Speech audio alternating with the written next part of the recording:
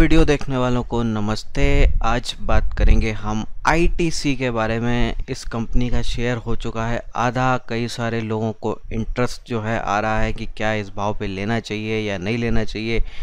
Dividend yield भी बहुत बढ़िया है, लगभग 4% के आसपास, यानी कि जो आपको सेविंग बैंक अकाउंट में मिलता है वो आपको आईटीसी के शेयर से उतना डिविडेंड मिल सकता है।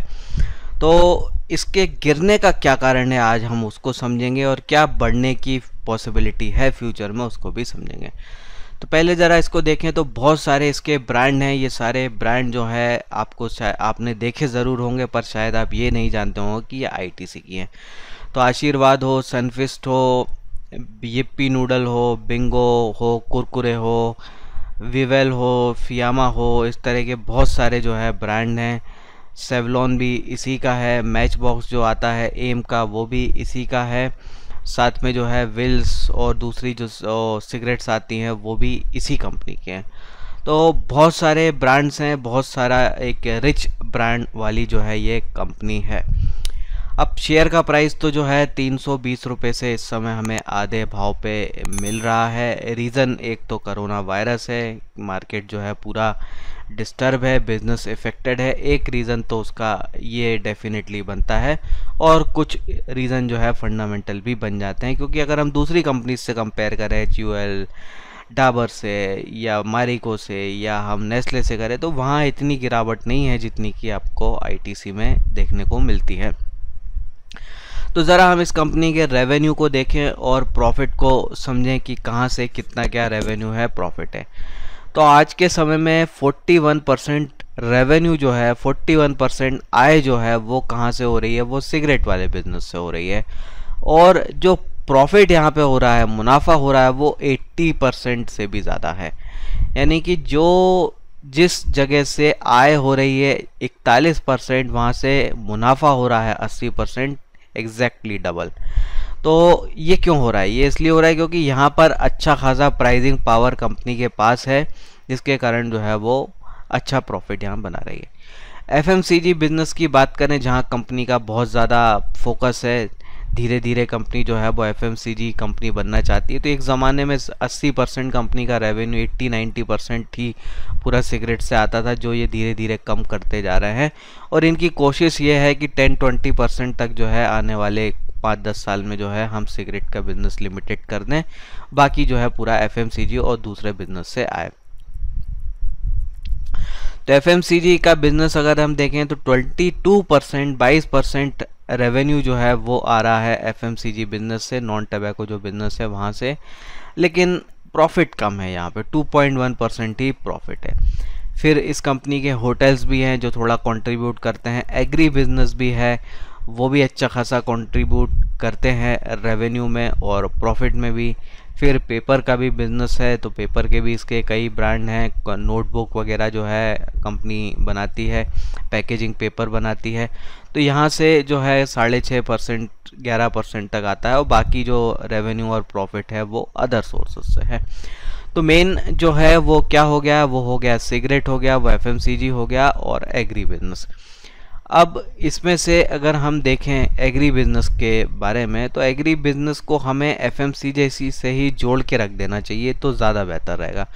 कारण यह है कि जो एग्री बिजनेस से कंपनी को मिलता है वो कंपनी सीधा मार्केट में नहीं बेचती है, वो उसको खुद ही यूज़ करती है अपने प्रोडक्ट बनाने के लिए। तो ई चौपाल करके जो है आईटीसी का नेटवर्क है, जिससे 40 लाख करीब किसान जो है जुड़े हुए हैं। कंपनी जो है डायरेक्टली उनसे जो भी कच्चा माल है वो सीधा खरीदती है और इसका इस्तेमाल करती है अपना सामान बनाने में। तो चाहे टबैको प्रोडक्ट हों या एफएमसीजी के प्रोडक्ट हों, रेवेन्यू जो रॉ मटेरियल चाहिए वो इन किसानों से ई चौपाल के माध्यम से प्रोक्योर किया जाता है। अब इसका फ़ायदा आईटीसी को ये मिलता है क्योंकि वो खुद डायरेक्टली ले रही है, उसको थर्ड पार्टी से नहीं लेना है, तो यहाँ उसको एक सस्ते भाव पे मिलता है और इसी से जो है वो मैन्युफैक्चरिंग करती है अपनी एफएमसीजी टबैको प्रोडक्ट की। तो ओवरऑल उसका कॉस्ट जो है, लागत जो है उसकी इस प्रोडक्ट को बनाने की, वो काफ़ी कम रहती है दूसरी कंपनीज़ के मुकाबले। तो ये इसका एक कॉम्पिटिटिव एडवांटेज हो जाता है और एक जो है इसका मोट वाला फैक्टर भी हो जाता है।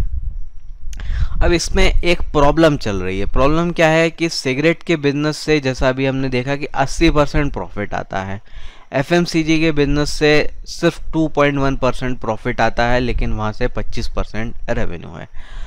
तो यहाँ पे एक बिजनेस जहाँ से मैक्सिमम रेवेन्यू आ रहा है, 80% बिजनेस आ रहा है, वहाँ पे अब कुछ क्वेश्चन मार्क जो है खड़े होने लगे हैं।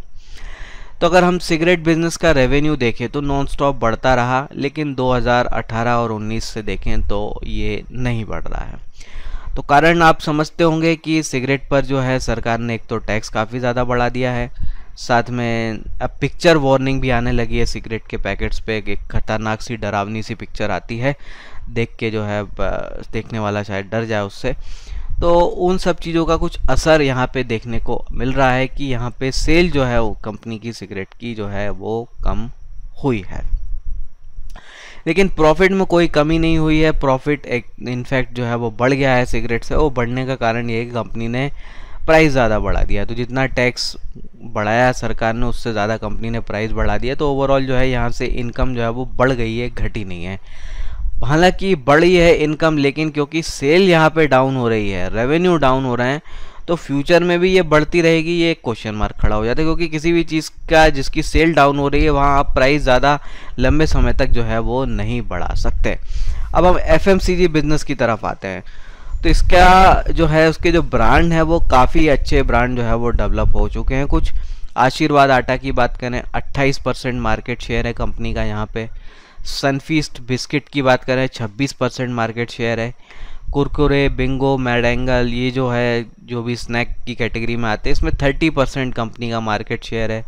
नूडल में जो है यिप्पी का जो है 23% मार्केट शेयर हो चुका है। शावर जेल में 17% जो है मार्केट शेयर है फियामा डीविल का।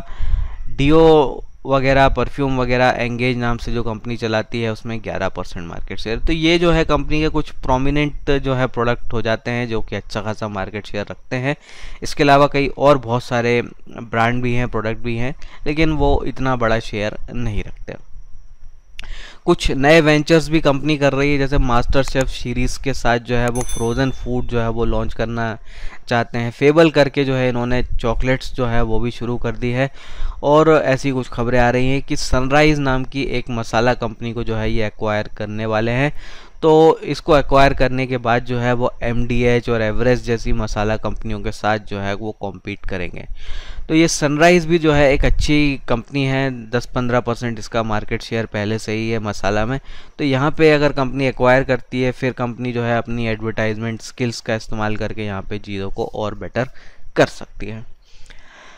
और जो है कुछ दूसरे ब्रांड एफएमसीजी से हटके करें तो क्लासमेट करके जो नोटबुक इनकी चलती है उसमें 25% मार्केट शेयर है। मंगलदीप करके ये अगरबत्ती निकालते हैं, वहाँ भी बहुत स्ट्रॉन्ग मार्केट शेयर है। एम करके जो है मैच बॉक्स आते हैं, यहाँ पे भी बहुत सॉलिड मार्केट शेयर जो है इनका है। अब प्रॉब्लम क्या है उस पर आते हैं। तो रेवेन्यू कंपनी का एफएमसीजी बिजनेस से बड़ा है 18% CAGR से, जो कि बहुत बढ़िया ग्रोथ हो जाती है। और इनफैक्ट जो है ये हाईएस्ट ग्रोथ हो जाती है एफएमसीजी सेगमेंट में। इतनी फास्ट और हाई ग्रोथ जो है और दूसरी कंपनीज की नहीं है। प्रॉब्लम कहाँ है? प्रॉब्लम है मार्जिन्स में। एबिटा मार्जिन जो है यहाँ पे 3% ही है कंपनी के एफएमसीजी बिजनेस से। वहीं अगर हम बात करें HUL, नेस्ले, जाबर जैसी कंपनियों की, तो इनके मार्जिन्स हैं 10 to 12%। तो यही एक बड़ा डिफरेंस है कि क्यों इस कंपनी को जो है अच्छा वैल्यूएशन, स्ट्रॉन्ग वैल्यूएशन नहीं मिल रहा है जो दूसरी कंपनीज को मिल रहा है। तो असल में होता क्या है कि एफएमसीजी बिजनेस जो है कंपनी के लिए एक नया बिजनेस है। हालांकि 8-10 साल हो रहे हैं, पर फिर भी ये एक नया बिजनेस है। कंपेयर करें अगर हम दूसरी कंपनीज से भी, तो उनको भी एस्टेबलाइज होने में जो है 20-1 साल लगते हैं। तो यहाँ क्या है कि कंपनी ओरिजिनली एक टैबाको कंपनी थी, वहाँ से जो है अब ये एफएमसीजी बनने की कोशिश कर रही है। तो कोई भी कंपनी हो एफएमसीजी बनने में पहले उनको एक ब्रांड लॉन्च करना पड़ता है, फिर कुछ मार्केट शेयर उसका बनाना पड़ता है, फिर जब मार्केट शेयर बन जाता है तब जो है उनके हाथ में प्राइसिंग पावर आता है, तब जाके उनका जो है वो प्रॉफिट मार्जिन्स बढ़ते हैं। तो जैसे एग्जांपल के तौर पे बात करें तो नेस्ले का मैगी जो है वो पहले से एक बहुत ही एस्टेबलाइज ब्रांड है, पहले से है। ITC यिप्पी लेके आती है जो कि नया है कंपैरेटिवली, हम अगर मुकाबला करें मैगी से, नया था तो नया होने के कारण जो है वो भी आते हैं, तो उनको जब मैगी से कॉम्पीट करना है तो जो डीलर्स हैं, डिस्ट्रीब्यूटर हैं, उनको ज़्यादा शेयर देना पड़ता है। तो उसके कारण होता क्या है कि इनके प्रॉफिट मार्जिन जो है वो थोड़े कम ही रह जाते हैं। तो ये सारी चीज़ें कंपनी के अदर प्रोडक्ट्स के साथ भी है कि वहाँ पे वो चीज़ नहीं है।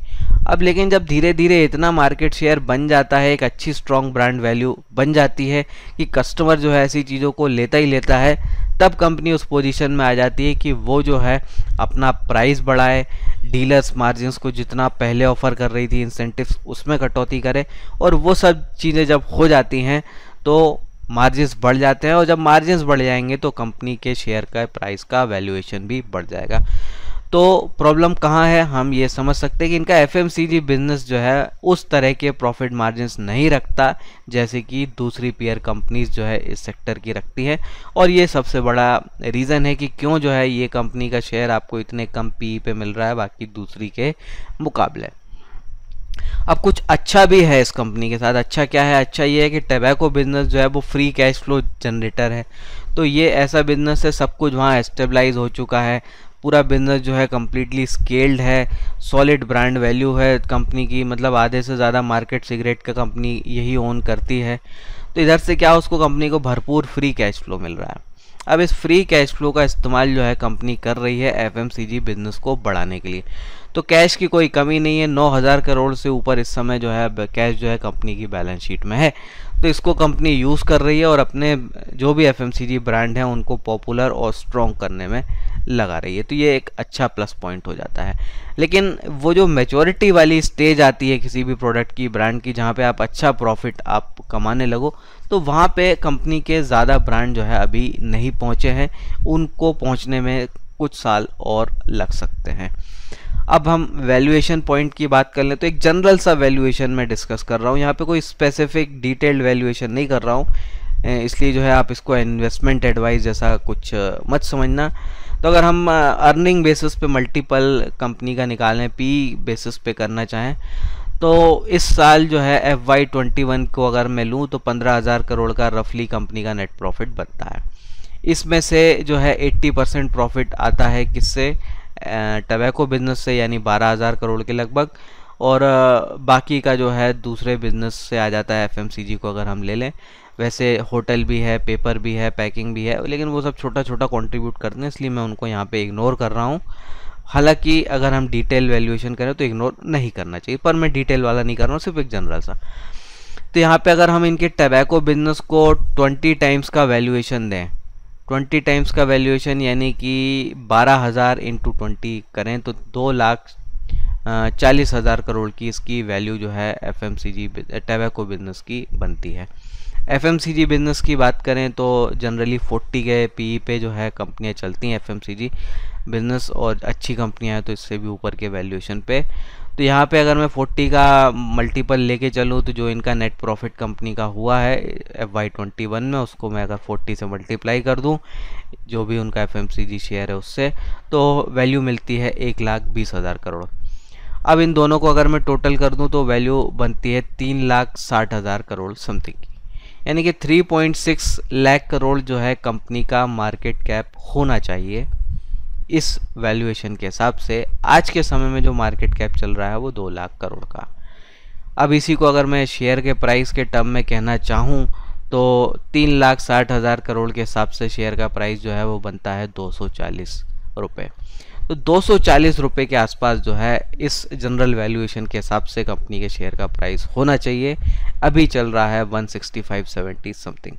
तो ये एक जो है जनरल सा डिस्कशन हमारा हो गया आईटीसी के बारे में। तो आप समझ गए होंगे कि क्यों जो है कंपनी का शेयर जो है थोड़ा सा डाउन है, क्योंकि इसका एफएमसीजी बिजनेस जो है उतना अच्छा नहीं है। हालांकि हमें लगता है अच्छा क्योंकि इतने सारे ब्रांड हम देखते हैं, पर इन्वेस्टर के एंगल से सोचें तो प्रॉफिट मार्जिन हमें देखना होता है।